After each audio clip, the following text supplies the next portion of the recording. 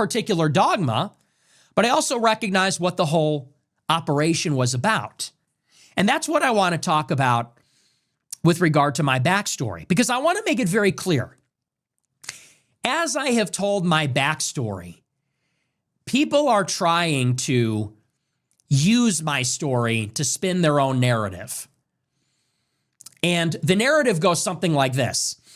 Nick Fuentes became the monster because the conservative movement was too intolerant or something like this. They say, how do you get Nick Fuentes, a horrible person? You know, it's like unspoken. How did Nick Fuentes become a monster? You know, Patrick Bet-David, I don't maybe think this was his intention, but he said, how extreme did that make you? Candace Owens said, did that make you hate Jews? Tucker sort of insinuated this. He said, maybe they called you a racist because they wanted you to become a racist. And there's sort of this unspoken assumption that to have my ideology is inherently wrong. Like it should be presumed that the things I have said or say now are inherently monstrous. They're sort of self-evidently evil and wrong. And so the question becomes the making of a killer. How did a student council president, PragerU Force alum, how did a Ben Shapiro fan become the pariah, the worst guy ever? Oh, they treated him poorly and they were a little hypocritical. And I would say that's not actually what happened. Here's the real lesson of my story. It tells you how conservative politics works. Turning Point USA is the largest campus conservative organization in the country. They receive $140 million per year. That's a lot of money. $140 million per year. And they have thousands of chapters. And they invest in speaking events and conventions and leadership summits. And they hold events and they table and all these things. They host debates. Why? Where are they getting that money from? Who's putting up the money and why? Billionaires. Billionaires are putting up the money. Foster Friess. Bernard Marcus from Home Depot. Facebook. Israel. Shillman. They are putting up the money for Turning Point USA. That's who has $140 million to spend on campus activism. Why? Why did they spend all this money? Because properly understood, Turning Point USA, college Republicans, that is the first entry into a pipeline which creates future Fox News correspondents, which creates future Republican staffers, future Republican politicians. If you want to groom people to be loyal to the party in politics, where do you look? You find the smartest of the youth. And where are the smartest, most capable youth? Relatively speaking, they're in college. This is insane, right? And probably many people know about this, or actually I think many people don't know about this, that like, for example, an organization like Turning Point USA receives so much money from like these billionaire donors. And it's actually insane because these people, they buy their own power. Or they buy the opinion of many people, because for sure a Charlie Kirk, who is like backed by so many donors, they will not criticize those donors. They will speak in favor of those donors. So those donors can literally give so much money, and then like a Charlie Kirk or anyone else working for Turning Point USA is just a puppet for them. They have to say what those people want them to say, so they can control the mind of the youth. So exactly what Nick just explained here, and it's actually kind of scary, kind of suspicious as well. Look who the biggest donors of Turning Point USA are, and you know probably enough. Just take a look. You can Google this yourself. It's actually insane that these people are giving so much money, and they're not doing this because they like Turning Point USA so much. No, they're doing this for a reason, of course, because they want to control some people. They want to control the mind of many people, because Turning Point USA is a very powerful organization. They can control a lot of minds of many young people, and this is exactly what they want. And it's kind of suspicious. It's kind of scary. And I think more people should know about this. And again, I'm also curious about your opinion on this. Like, what do you think about this? It's insane, right? Admission or participation in college means you can fill out a college application, you get a certain score on a test. It's rudimentary, but it's a filter. They go to the colleges and they find the 18-year-olds that are in college, and this is where they get them. This is where they start to indoctrinate them. And they start to tell them, you are vaguely conservative. Maybe you're Christian. Maybe you have a cultural or temperamental disposition towards conservatism. Well, you're with us. You're on our team. We claim you. And this is what we believe. We believe in cutting taxes for corporations. We believe in war in the Middle East. We always support Israel. We believe in limited government and deregulating Wall Street. We believe in fossil fuels and energy. So you might be like a 17-year-old that says, I don't really like the way these liberals sound. Then they claim you in college. They table and they solicit you and they say, hey, you're with us and this is what we believe. And I was one of those precocious, look that up if you don't know what that means. I was one of those precocious young students at a selective school, Boston University, that was picked up, groomed into this operation. I was 18, a freshman. And they said, here's a kid that's well-spoken. Here's a kid that's very conservative. He's fighting the left. And they scouted me. Cassie Dillon and the Flying Monkeys at Daily Wire, Aaron Bandler, Elliot Hamilton. They wrote articles about me. They scouted me. And they brought me into their group.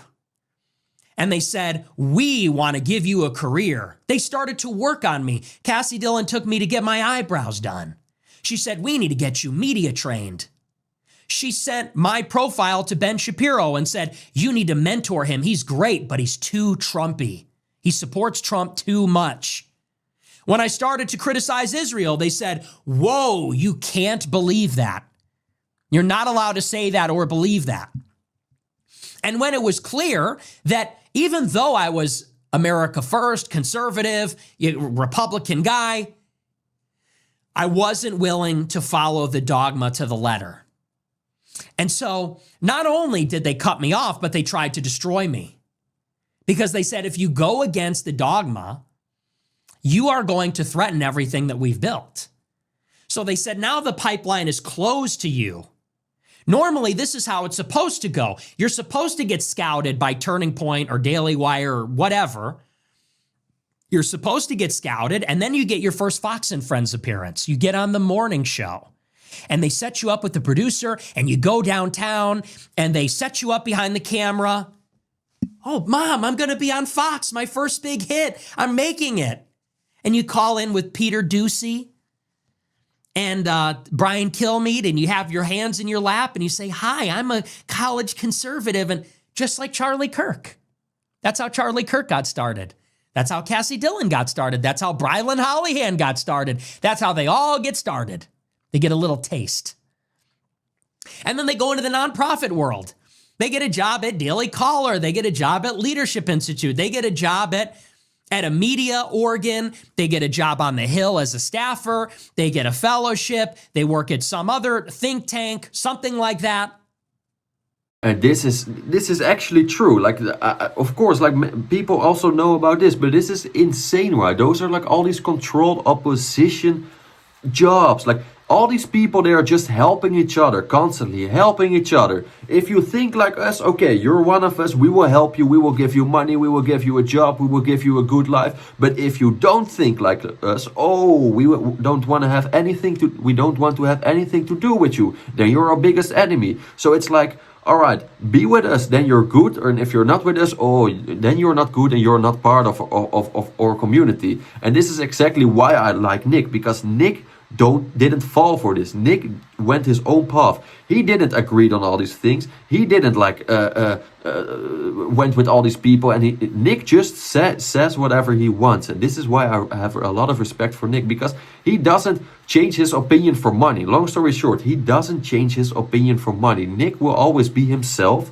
He is not for sale. If you ask me, that's how I feel. Many of those other people, they are for sale. They will change their opinion as long as they get money, as long as they get a good job, as long as like they have like the good life. Nick is not like this, and this is exactly why Nick is getting so popular. Why more people are starting to watch Nick, because he is literally himself, and he thinks about anything with his own brain, instead of like using someone else's his money and then talk about some things in favor of the people who gave them money. And this is why I really like Nick, and probably people who watch this too. But correct me if I'm wrong. And they're in the pipeline. The pipeline is flowing. And as long as they're in the pipeline, they have access to CPAC, where they could shake hands and network with donors, with mentors, with older people, with people in funny hats. They get to go to Turning Point. They get to go, and they get to be preyed upon, actually, by patrons and donors and sponsors and groups. It's this big club.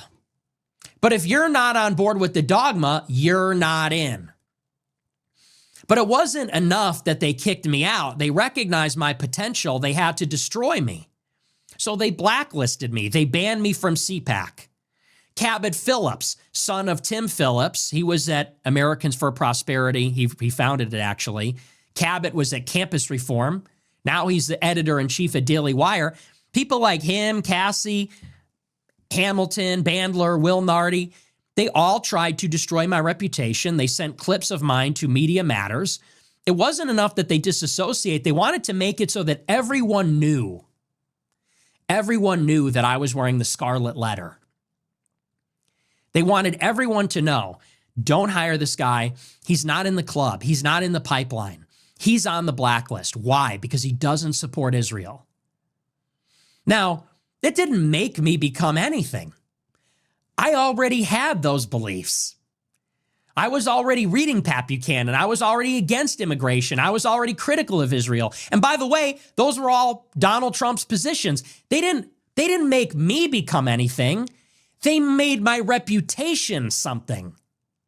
They took my worst moments, whether they were jokes or not, whatever the context, they clipped the worst moments from my show, and they sent them to Right Wing Watch, Media Matters. That's why I say, why do people know me by the clips? That was their intention. People say, once they watch my show, they say, why don't you say that all the time? I do. I've been saying mostly the same thing for 10 years. The fundamentals have not changed. It's uncanny. If you look at clips, and you can access my whole archive at AmericaFirst.plus. If you go back 10 years, you can find shows from 2017, 2018. I'm saying it's almost scary, the same things. But they took the clips, and the right had a handshake with the left, and they said, we will use cancel culture about racism, sexism, anti-Semitism, Islamophobia. We will use it to control the gates of our own side. Like a full-blown matrix attack, this cancel culture. It's literally, you are with us or you're without us, and then you have a big problem. We will try to do everything to censor you, why do you think that Nick Fuentes and more people like Nick Fuentes, they are not allowed on many platforms? Because of this reason. Many people, they are like controlled opposition, or they have like these jobs, controlled opposition jobs is how I used to call them, and they will try to do everything to not like many people hear the opinion of like Nick Fuentes, try to censor him, and they're doing this as well, they're trying to blackmail him. That's actually the best word. They're just trying to blackmail people who have a different opinion than them, and if you don't support us, all right, then you have a big problem. It's almost like a threat, and that's how these people act, and it's kind of scary, it's kind of suspicious. Many people will probably, who watch this, they will also, they can even feel this in their own lives, but then on lower scale, of course. But it's the same as, like, for example, you work for a job and you have to do what the boss says, or you have to agree with everything what the boss says, because once you say something bad about the boss, or once you say something in favor of the boss, then you have a problem and you will be fired. And this is exactly the same what's happening on higher levels, on like with people like Nick Fuentes, of course. And again, excuse me for my English. I know it's not the best, but I hope you get the point. It's just insane that if you say anything about these people, if you don't agree with everything they say, if you're not a puppet of them, they will try to do everything to destroy you. That's effing insane, right? And I almost have to watch my word, but it's kind of suspicious that it's always the same people who think like this. You have to support us. If you don't, then you have a problem. We will try to do everything to like destroy you. We'll use it expediently. We'll wage the left against the far right, and we'll have the left destroy the far right and cleanse them and purge them. And so nonprofits like Media Matters, Right Wing Watch, they get tons of money. And they get tons of money to watch people like me, when I'm 18, 19, clip my show, post it on their giant social media. And this is how an 18-year-old who is just saying America first gets branded as the worst person ever. I'm not a monster. I didn't become a monster. I wasn't radicalized. I'm not radical. What I said then was not radical then. What I say now is not radical. What did I say then that was radical? That we give too much money to Israel? How's that radical? That maybe the entire United States should not live in the shadow of the Holocaust? I know that sounds controversial. Is that radical? I don't think so. Is it radical to say that it's not a good thing for America to become majority non-white? That's common sense. Look at LA, look at New York. Have they gotten better or worse as they have become progressively less white? These are not radical beliefs. And I never became a radical. I never was radical. I'm not radical now. And if you want to position me against the mainstream, which is horrible, then fine. I'm radically against mass migration. I'm radically against feminism. I'm radically against degeneracy. I'm radically against pornography. I'm radically against giving all our money to Israel and all the wars we fought for them. In that context, I'm a radical. And in the other context, I'm common sense. So I don't like this making of a murderer narrative where they say this poor kid was viciously attacked and it made him a terrible person. No, I'm not a terrible person. They are terrible people. They're part of this. They created this situation and they uphold it with lies. They uphold it with lies and deception, cancel culture, gossip, detraction. That's evil. That's messed up. Not the jokes I say on the show, not the things I say on the show that could be taken out of context. It's messed up that Right Wing Watch is being paid hundreds of thousands of dollars by George Soros, a billionaire, to clip an 18-year-old show. Because anybody that expresses any discontent about the state of affairs, they want to vilify. That's messed up. That's evil. And it's evil the conservatives were willing to work with those people.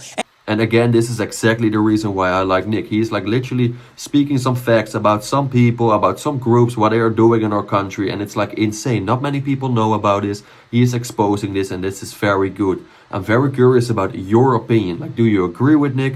Do you disagree with Nick?